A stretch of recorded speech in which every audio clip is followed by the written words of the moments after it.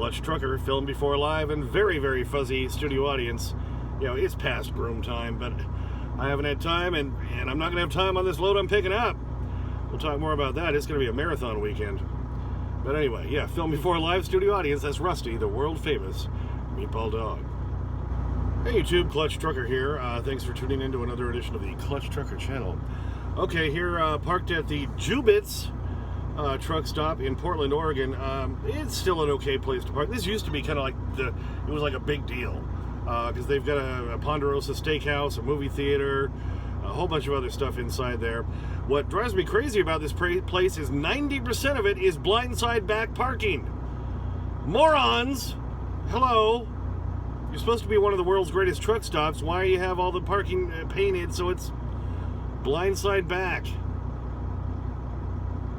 That's just annoying. Got some video stuff I want to show you here. Delivered up in my load of ATVs that I had picked up in Kansas City. Delivered over here in St. Helens, Oregon, which is just kind of north of Portland on the other side of the river. Came back down here to Jubitz. I'm picking up in Vancouver, Washington tomorrow. A load, I don't even know what it is. It says heating parts. That can be damn near anything. But picking up tomorrow at 10 a.m. and I'm supposed to deliver by 10 a.m. Monday morning in Indianapolis, 2,700 miles away. It's going to be a marathon freaking weekend, and of course there's supposed to be storms coming through. So, you know, it may not be up to me. I may be shut down because, you know, I-84 was shut down this morning on my way in, and they've had a chain law up. Luckily, right as I got to the point where the chain law was up, they popped it off there about 2 minutes before I got there. I stopped at that new TA in Huntington, by the way, Oregon, right across from the way station. They got a great little breakfast, or not a lunch burrito. Shredded beef, it was good. Oh, yeah. Anyway, so who knows what's going to happen, but if I can run it, I've got to average 750 miles a day over the next 3 days. That's running. So first, right after I passed that area with the chain law where they just lifted it, noticed there really wasn't any traffic on the eastbound side. Then I found out why. A couple of big wrecks. I did get some video of I think this is the first one, where an Old Dominion wiggle wagon, I think he had 3 trailers. It looks like it's 2 or 3 separate trucks. It's just one. He's kind of wrapped around himself there as he slid on the ice, apparently, and got himself all tangled up.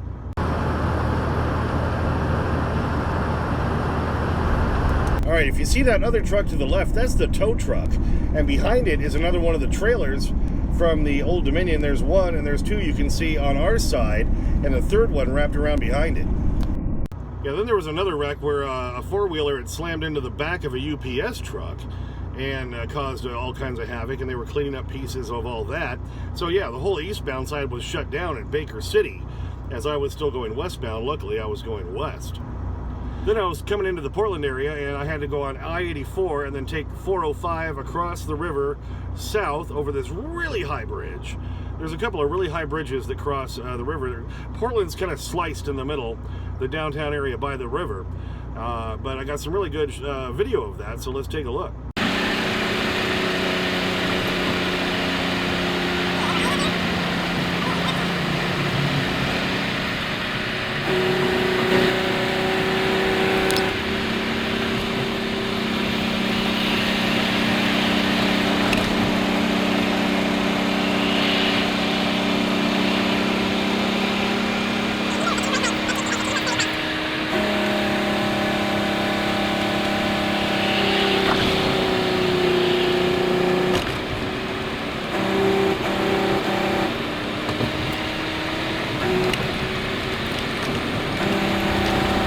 After I crossed that really cool bridge, and then I'm, trying to make my way up towards St. Helens, Oregon, and, stop at the light, get going again, and then this little car comes whipping over right in front of me, and I'm like, I bet this asshole's going to turn at this corner right up ahead of me. Luckily, I figured he was probably going to do that because I count on people being jerks, and they're probably going to do the wrong thing. So I try to be prepared for it, and luckily I was.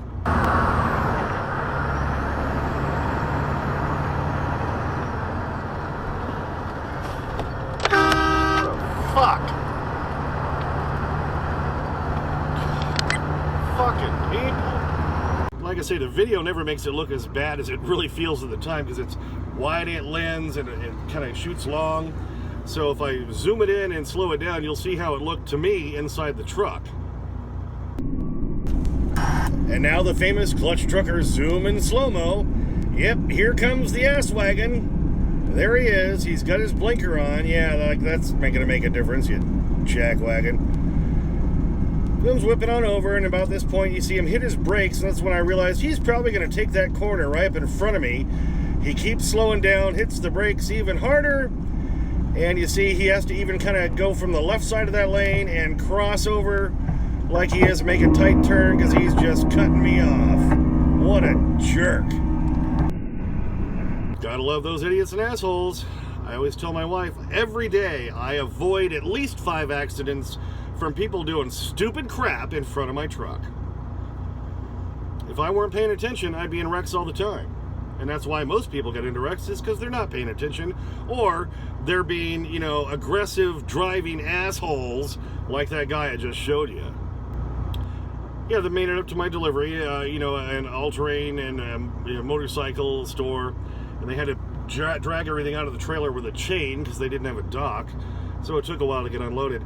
And this is why I can never live in this area. It's so freaking humid here. It's always raining. If it isn't raining, it's just about to, or it just did. So everything's always wet. And to prove it, I was just looking out my driver's side window down at the parking lot, and look at all the moss growing.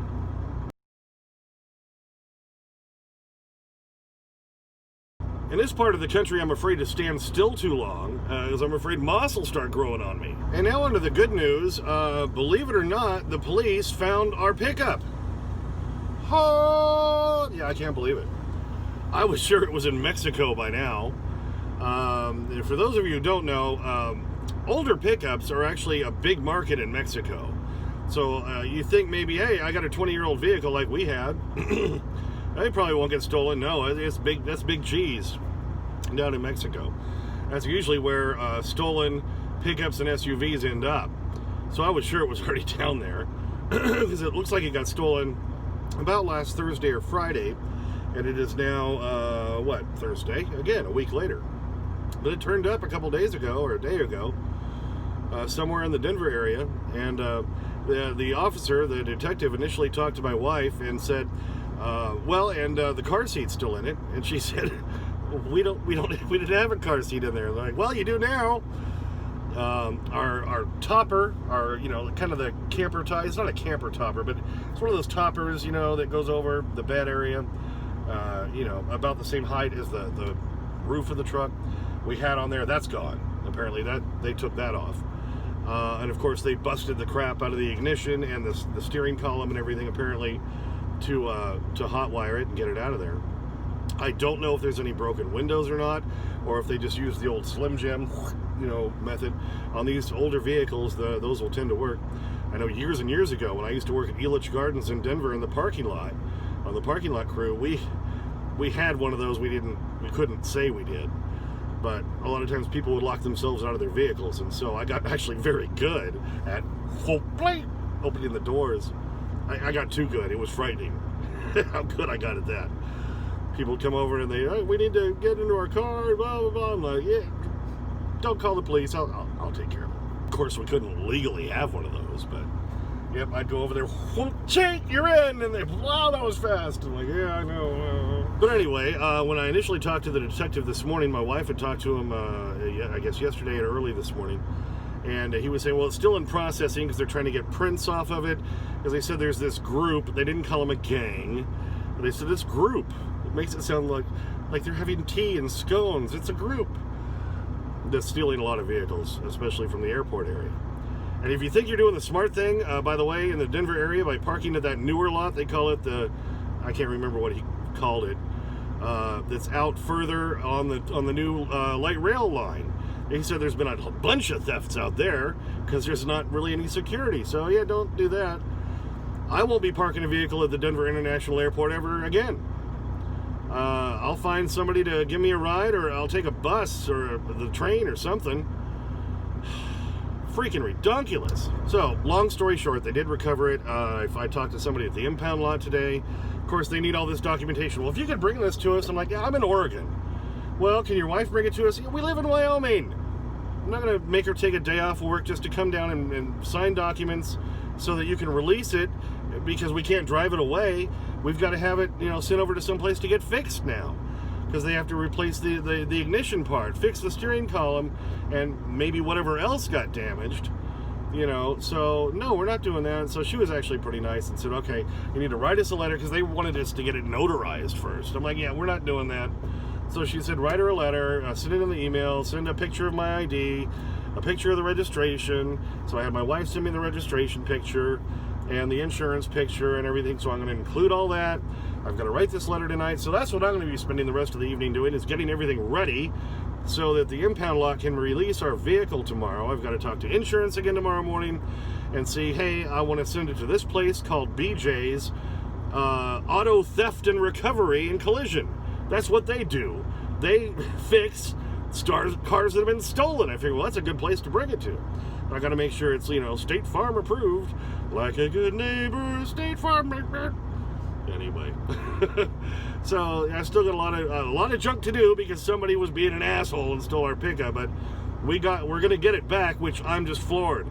So there's the good news. I was sure it was in Mexico. I wrote it off already. I'm like, we lost it, unfortunately, but we're actually going to get it back. So, yay! Something decent actually happened in the clutch trucker world. Yeah, it was stolen and that was a pain in the ass, but wow, we're actually going to get it back. It may be slightly damaged and blah, blah, blah, whatever.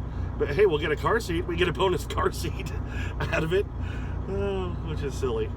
But anyway, at least, it turned out with some good news. So that doesn't happen a lot. Usually when something bad happens, it stays bad.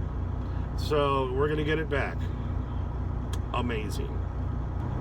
So how about that? A little bit of good news in our lives. Actually got that, we haven't got it back yet, but it was recovered. So, it's going to have to be fixed. But, we got it back. It was worth more to us than it was, for sale or for anybody else stealing it or whatever. What are you looking at up there? So at least we're happy about that. Hey, thanks for tuning in. Please subscribe. Please comment and like if you would like to. Ring that bell for notifications so you know when the new videos come out and all that good stuff. Let's see, what else am I forgetting? Check out, Clutch Trucker at Instagram, Clutch Trucker at Twitter. And you can check out the coffee and Patreon if you feel like supporting the channel. Links are down in the description for all that stuff. And as always, sniff that magic YouTube fairy dust. Clutch and Rusty, out. The only way you can save her is to come over to the dark side.